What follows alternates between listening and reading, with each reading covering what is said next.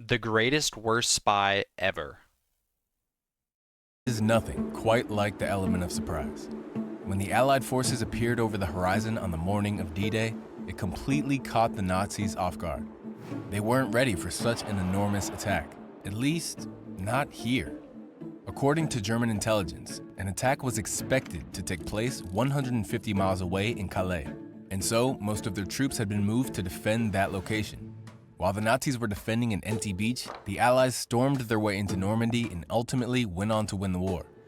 The Nazis had been tricked, and it was largely thanks to one man who had spent years trolling them from his own home. By feeding them correct but useless information, it led them down rabbit holes, slowed them down, and ultimately tricked them into losing the war. This man had no spying experience, and yet with sheer charisma and imagination, he managed to win the trust of Hitler whilst simultaneously becoming Britain's best spy. Do you think that it was easier to be a spy then or now? Because I'm thinking that it was probably easier to be a spy then, even though I feel like maybe they might have done some more brutal things to you just because World War II was just a big fucked up thing with the Holocaust and um, Joseph Stalin going berserk and creating an even greater genocide of not only other people but um, his own country in Russia. But it's just there's so much surveillance now that it would like spies are kind of just you need them, but I feel like they're just gonna be like robo spies now. Like almost like China's gonna hire an AI spy that like used to work at a they like work at a sushi restaurant here in America. They'll like ship it over and it'll like steal some information about how GameStop employees are exploiting little girls, nothing against game like don't mind what I said about that. I don't even know what point I was trying to make. But what I'm trying to say is I think that it would be easier to be a spy then, because now there's just you can trace everything. Like you can trace what route, like if I you can trace if you were watching My Little Pony or not.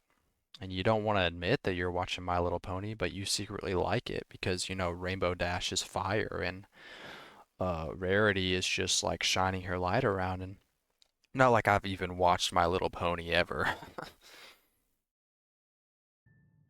Before the outbreak of World War II, Spain was having its own civil war between the Republicans and the Nationalists. No one despised the war more than Juan Puyol Garcia, a chicken farmer from Barcelona. His farm was taken by the government, his mother and sister were kidnapped, and he himself was forced to fight. He hated the extremism of both sides, so when World War II came along, he was determined to do something to stop the Nazis. He went to the British embassy in Madrid and offered to start spying on the Germans. But the Brits were suspicious and turned him down, and so Puyol had to come up with a different tactic. This time, he went to the German embassy, pretending to be a passionate Nazi supporter that worked for the Spanish government. At the time, the Germans didn't have a reliable spy network in Britain, and so they desperately needed all the help they could get. Puyol was hired. Everything about Mint Mobile seems unreal, and now we're introducing 5G home internet for... They gave him a codebook, a bottle of invisible ink, 3,000 pounds in cash, and told him to move to London and start spying on the British. Instead, he moved to Portugal and simply pretended to be reporting from London. Yeah, because they're not even gonna know.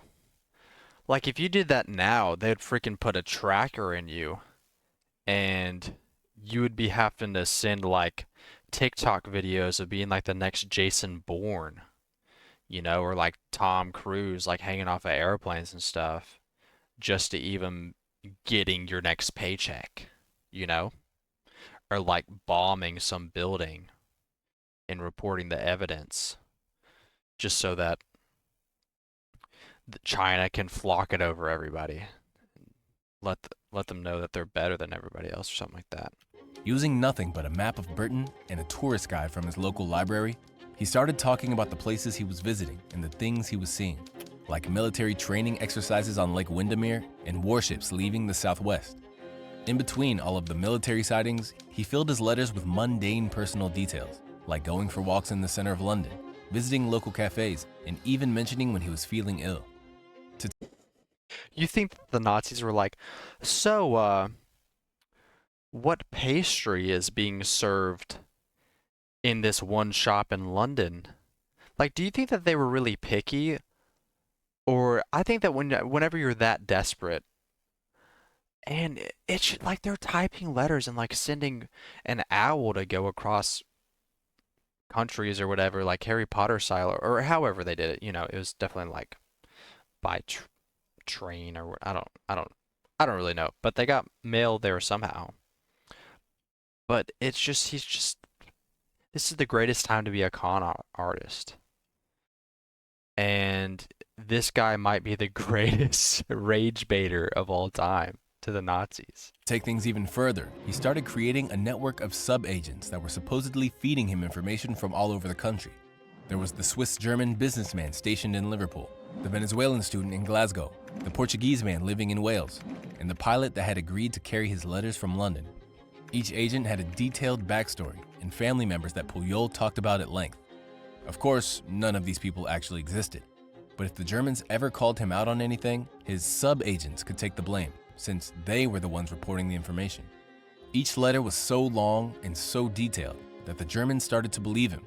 They even started sending $500 a month to pay for his network of agents. That's $11,000 in today's money. But this was only the beginning. So far, the Germans were impressed. $11,000 a month? This dude was getting paid like 110K a year for just this guy's a genius. With Pujol's work, so they started asking more specific information. Because if you're not being hands-on, at least you can lead them off track. That's when things took an interesting turn. In his third letter, Pujol sent this report back to the Germans. A convoy of 18 ships left the port of Liverpool on the 28th of March. They were headed for the island of Malta. Although Pujol made the whole thing up, by sheer coincidence, a fleet of warships had actually left Liverpool around the same time. But before his letter ever reached the Germans, it was intercepted by Britain's intelligence agency, MI5, sending them into panic mode. A full-scale manhunt was launched to try to track down this mysterious network of spies, but unsurprisingly, they found nothing. It wasn't until they really started reading through Pujol's letters that they saw something odd. According to one of Pujol's agents, people in Glasgow will do anything for a liter of wine.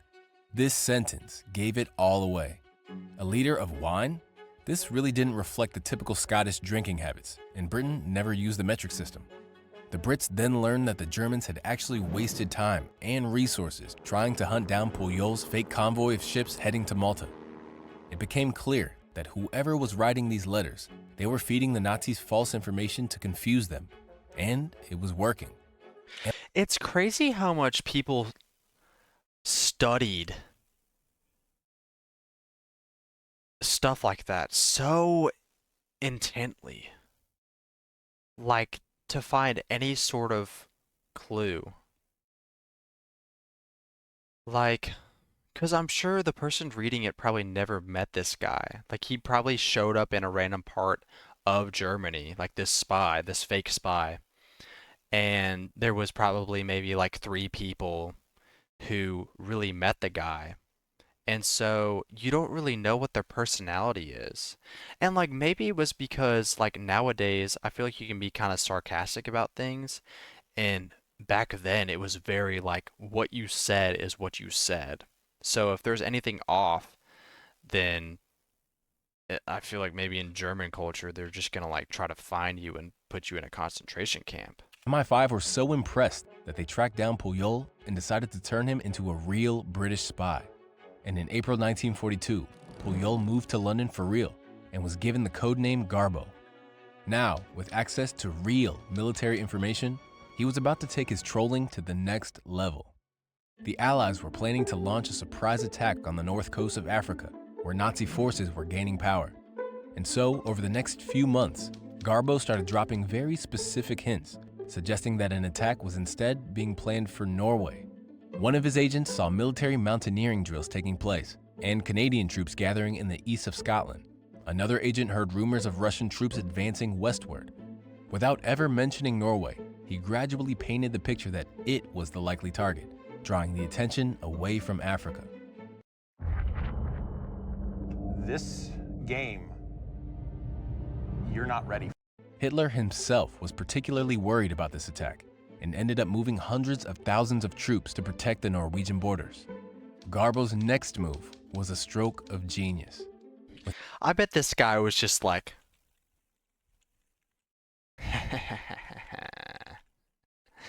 uh,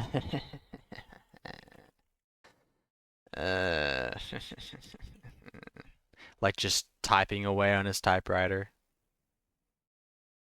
Freaking Garbo the goat. The African invasion set to take place on the 8th of November, Garbo wrote another letter to the Germans, this time detailing exactly how the Allies were going to carry out the attack. He dated the letter the 1st of November, but purposely held onto it for another week. It's going to be like, yeah, the Allies are going to come out. They've actually built this like little contraption called the Trojan horse. You might have maybe like have heard about it a little bit, but yeah, they're gonna freaking drop that from the sky. So just make sure that everybody's indoors, and then there's probably gonna be like some gas is gonna come out of that Trojan horse. So just like getting them ready for like painting some elaborate plan that's never gonna happen, and then Hitler and like all the Germans are like, well, how are we gonna stop a freaking horse from falling from the sky? Like, how are we gonna shoot that down? And it's really manipulative that they would believe that, and it's so hard. Like, agents back then must have been so hard to just track in general. The letter arrived in the hands of the Germans on the 9th, but it was too late. The day before, the Allied forces invaded the North African coast with over 100,000 men. The letter had all the correct details of the invasion, but it was simply too late to be of any use. Yeah, I bet like at a point he probably lost their trust whenever that would happen, that it would be like inaccurate. So how I'm interested to see how this video is going to continue with, are the Germans still like, is he going to have some sort of excuse like, oh well, what I meant is that this code word for Norway was actually supposed to be Africa, and like gaslight them or whatever. The Germans, however, were amazed by Garbo's work and replied, "We are sorry it arrived too late, but your last report was magnificent." Over the next several months, Garbo continued adding more members to his network, bringing the total to 27 spies. Of course, all of these agents had to be paid, and by the end of 1943, the Germans were sending Garbo over $100,000 a month to fund his network. They were so pleased with the information that he was providing that they stopped hiring new spies in Britain. With the network now in full swing, it was time for Garbo's masterpiece, D-Day. Managing this whole operation was incredibly difficult, and it would have been a lot easier if he had Odoo, today's sponsor. Odoo is an all-in-one management software that gives entrepreneurs the tools to simplify the day-to-day. And we're gonna skip this ad. The D-Day landings in Normandy were set to be the largest invasion ever carried out by sea, with more than 2 million soldiers from over 12 different nations, all arriving in over 100,000 vehicles. Pulling this off without the Germans suspecting a thing would be an enormous challenge, but Britain had the best man for the job. To avoid the information from arriving late like last time, the Germans told Garbo to start sending his messages via encrypted Morse code instead of letters. Garbo would first write his message in Spanish and break up the message into clusters of 5 characters.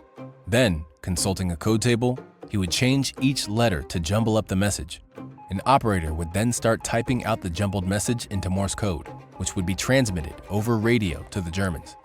With the ability to now send even more information, Garbo began sowing the seeds of doubt that would make D-Day an enormous success. One of Garbo's agents who worked in the London Underground claimed that the tunnels were being extended towards the southeast and that ammunition was being moved down the tunnels. Another agent saw assault barges gathering at the port of Dover and convoys of Canadian troops arriving in Southampton. Garbo himself began inventing an entire army of US soldiers and reported large numbers of them gathering in the southeast. All of this activity pointed towards a massive attack on Calais, the closest point to England. In order to back up Garbo's lies, the Brits started planting real evidence all around the southeast. Oh my gosh. They have freaking bouncy house tanks. Like the Germans are sending spy planes and they're like seeing children just like bouncing on the tanks. They're like, that's odd that they're letting children play on the tanks. Garbo's lies, the Brits started planting real evidence all around the southeast. Fake airstrips were cut into fields, and hollow wooden planes were placed at the side. German planes started bombing these fake sites, so they knew it was working. It's like having a nuke town, but for just the Germans to be thrown off by. This is amazing. A gigantic fake oil storage facility was set up in Dover, and photos of King George visiting the site were placed in the local newspaper. I feel like at this time it was such a big propaganda scandal. You know? Like the government, whatever they posted was all just kind of like for military power. And that would get out. That's like the media in that sense was so heavily manipulated. And like the newspaper at that point, you definitely didn't think anything was real. Like you did because you didn't know, but like years later you find out that all of that was just a Pisces scheme. Hollywood-style movie sets were used to turn modest boats into enormous battleships, and inflatable tanks were placed everywhere. Dude, I want a freaking inflatable tank. I bet if they put one of those like on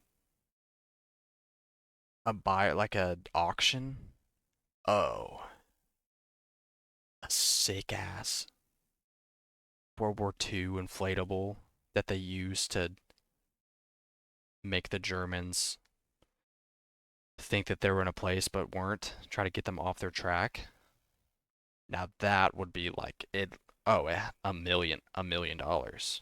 I mean, that's amazing. They had built up an entire army of fake soldiers, vehicles, and supplies that completely distracted the Germans from the real preparation that was going on for Normandy. The goal was to convince the Germans that even when the Normandy attacks began, the real and much larger attack would happen later in Calais. Amazingly, the British intercepted a conversation between Hitler and a Japanese ambassador, where Hitler mentioned that the first attack was going to be a decoy and that they were really preparing for the second attack elsewhere. By this point, it was clear that Garbo's messages were now landing directly on Hitler's desk. So basically, World War II was who could have the best coders. Like, I know that especially the Americans used a Native American Morse code primarily, and that was like one of the biggest things that helped the Allies win the war against the Axis. He was believing everything. Whenever Garbo told them about movement in the southeast, the Nazis would move the pin on their map.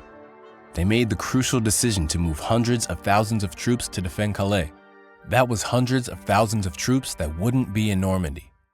June 5th, one day before D-Day. Although the German radio operators usually signed off at 11:30, Garbo insisted that tonight they should listen out for a message at 3 a.m. Big news was expected from one of his sub-agents. At 3 a.m., Garbo reported that vomit bags and rations had been handed out to soldiers. This could only mean one thing. The attack was about to happen. What do you think the vomit bags were for? Is that whenever they flew in the planes, or is it because of the gas? Vomit bags. I gotta look that up real quick. Why were vomit bags handed out in World War II?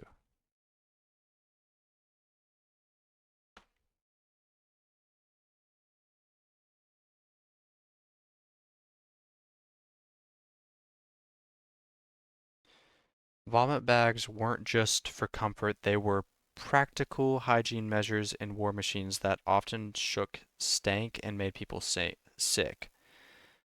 So basically, it was just to have in case you were moving on a ship or you were in the air, that a lot of people having those G's on you at all times would get kind of sick from it. But hours went by and no response was received. The Germans had gone to sleep.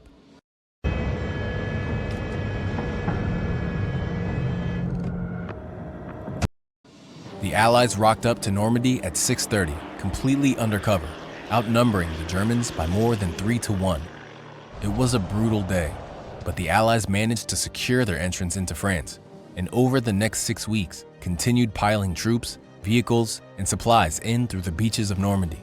Amazingly, the Nazis refused to move more troops to Normandy, and in fact, ended up sending more to defend Calais, waiting for the second attack that would never come. Every letter, every detail, every lie, and every truth had bamboozled the Germans, and it allowed the Allies to recapture Europe and win the war. Despite the defeat, Hitler was so impressed with Garbo's messages that he was awarded the Iron Cross. At the same time, Britain awarded him an OBE, making him the only person to receive war medals from both sides of the same war. After the war, Pujol feared that the Nazis would be looking for him, and so he faked his own death and moved to Venezuela. And just like that, he was gone. Amazingly, this whole story would have never been told if it hadn't been for Nigel West, a writer from London. He was determined to track Garbo down, and so he got hold of a Barcelona phone directory and called every Juan Garcia in the area. As you can imagine, there were many.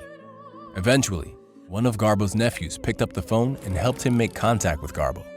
40 years had gone by, but after a lot of convincing, Garbo eventually agreed to come over to Europe, where he visited Normandy and realized just how many lives he had saved. Jo no volia lluitar amb les armes, però les armes són contràries a meu. Jo vaig fer la guerra i tinc l'orgull de dir que no vaig disparar un sol tiro. És que baix la meva consciència no hi ha cap mort. Wow. Garbo is a legend.